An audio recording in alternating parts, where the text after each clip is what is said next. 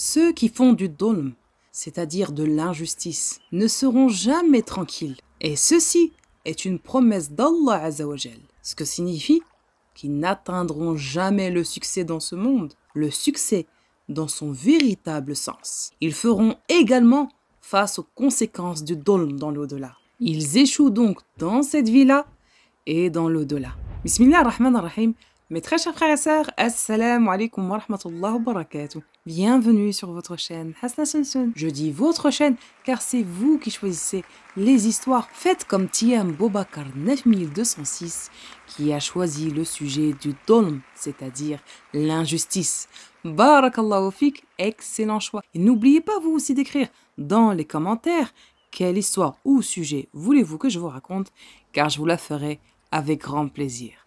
Bismillah, commençons. Qu'est-ce que l'injustice? L'injustice, c'est une déviation du chemin de la justice et une violation de la vérité. L'injustice se divise en trois principales catégories. 1.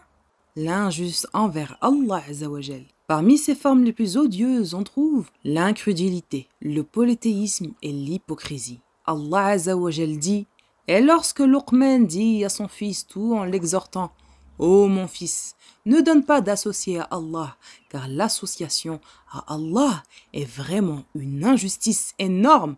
Sourate 31, verset 13. Et quel pire injuste que celui qui forge un mensonge contre Allah. Ceux-là seront présentés à leur Seigneur, et les témoins, les anges, diront: voilà ceux qui ont menti contre leur Seigneur.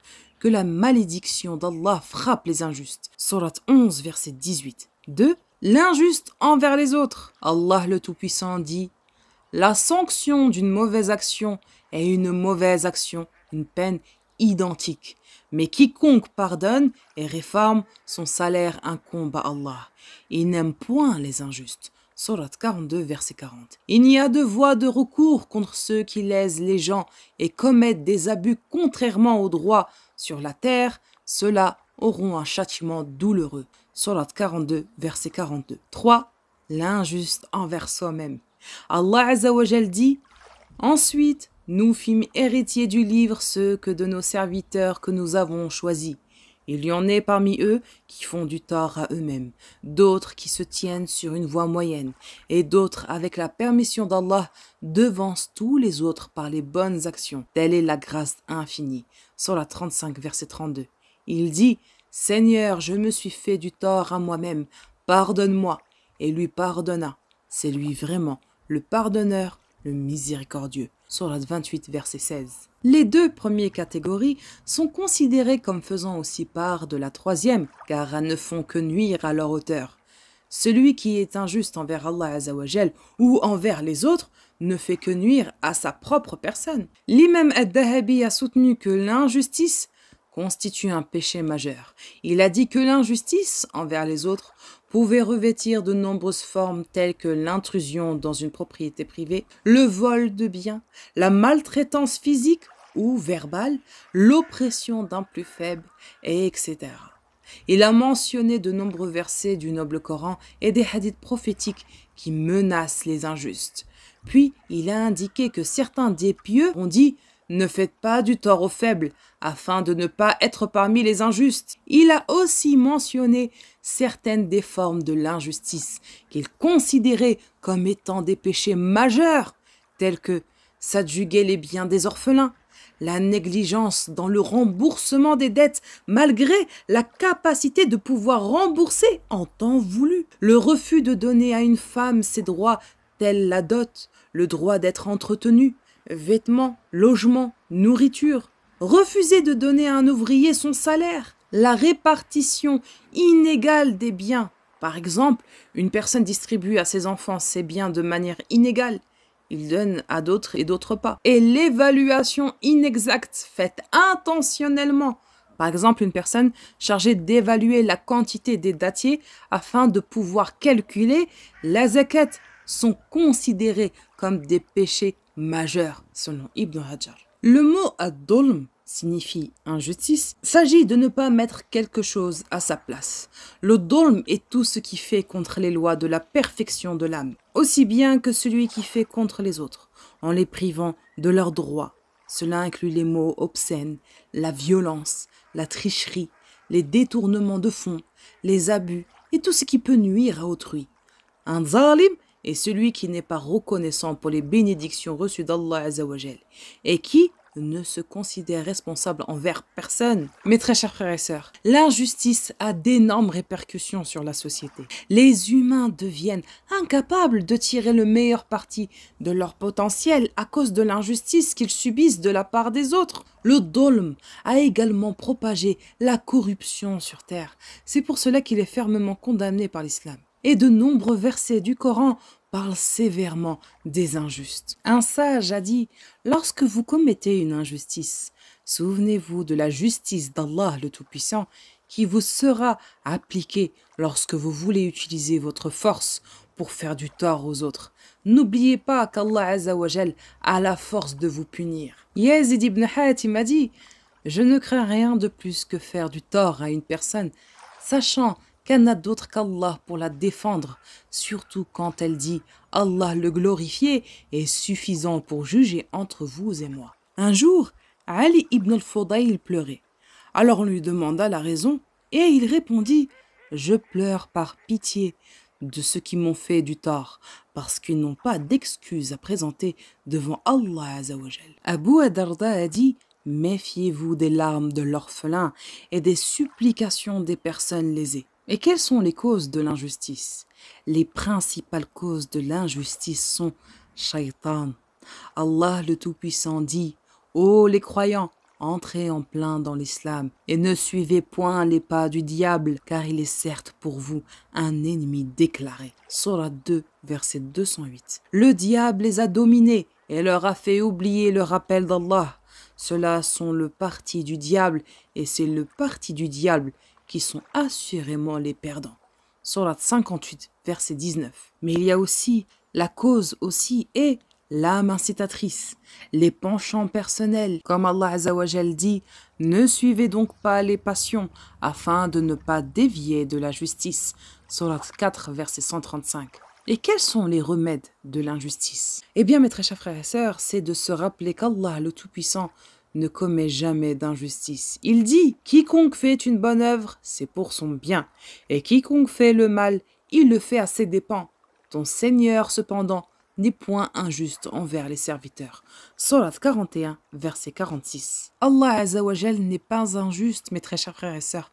Comment nous ne pouvons être injustes? Le prophète Mohammed sallallahu alayhi wa sallam a dit « Allah Azzawajal dit « Ô mes serviteurs, je me suis interdit l'injustice et je vous déclare que je vous l'interdis.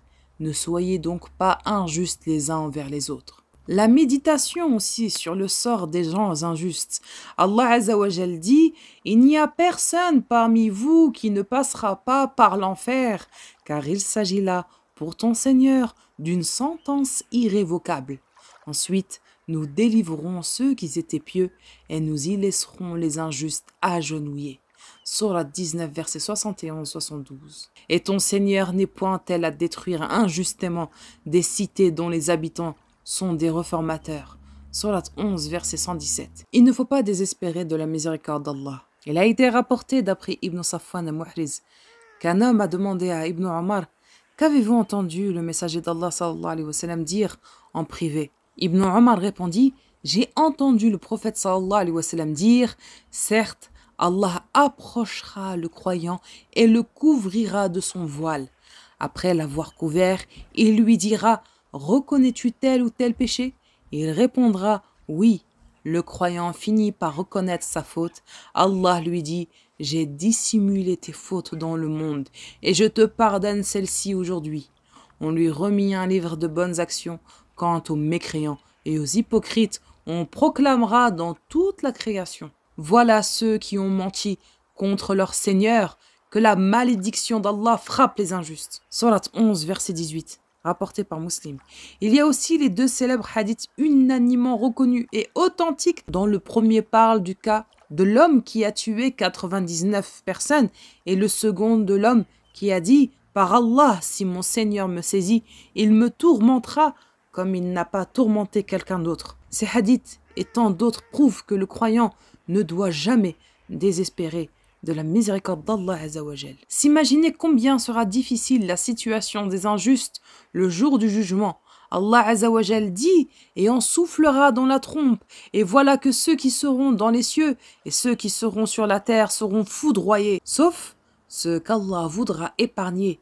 Puis on y soufflera, et voilà, debout à regarder, et la terre resplendir de la lumière de son Seigneur. Le livre sera déposé, et on fera venir les prophètes et les témoins. On décidera parmi eux en toute équité, et ils ne seront point lésés. Et chaque âme sera pleinement rétribuée pour ce qu'elle aura œuvré. Il, Allah, connaît mieux ce qu'ils font. Surah 39, versets 68-70. Se souvenir d'Allah le Tout-Puissant, l'évoquer et demander son pardon. Le remède aussi est de s'abstenir de commettre l'injustice et rendre les droits à leurs propriétaires. Le repentir sincère consiste à éprouver des remords, à se retenir de désobéir à Allah, à lui demander pardon et à s'efforcer de rendre les droits à leurs propriétaires. Par conséquent, celui qui a lésé son frère en portant atteinte à son honneur, à sa propriété ou à toute autre chose lui appartenant, doit lui demander pardon aujourd'hui, avant que l'heure, le jour de la résurrection, où il n'y aura pas de dinar ni de dirham pour se racheter, ne sonne. Méditons ensemble, mes très chers frères et sœurs, le sens de la portée des 3 hadiths authentiques suivants. Quiconque a commis une injustice touchant à l'honneur ou au bien de son frère musulman, qu'il la répare avant que ne vienne le jour de la résurrection, où ne seront acceptés ni dinar ni dirham. S'il a quelques bonnes actions, on les lui prendra pour les donner à la personne lésée. Et s'il n'y a aucune bonne action, on prélèvera des mauvaises actions de la personne lésée pour les lui amputer. Rapporté par Al-Bukhari. Quiconque meurt endetté, ce sont ni les dinars, ni les dirhams qui serviront de réparation, mais les bonnes et les mauvaises actions. Rapporté par Al-Hakim. Savez-vous qui a fait faillite? Al-Muflis. Ils dirent: nous considérons comme failli parmi nous celui qui a perdu son argent et ses biens. Il dit: non, le failli de ma communauté est celui qui viendra le jour de la résurrection, ayant accompli les prières, observé le jeûne et payé la zakat. Il vient après avoir insulté un tel ou calomnié un tel, pris injustement les biens d'un tel, versé le sang d'un tel, frappé un tel. On répartit ses bonnes actions entre ses victimes et, s'ils ne suffisent pas à les racheter auprès d'elles, on prélèvera de leurs péchés pour les lui amputer et le jeter ensuite dans le feu. Rapporté par le Muslim.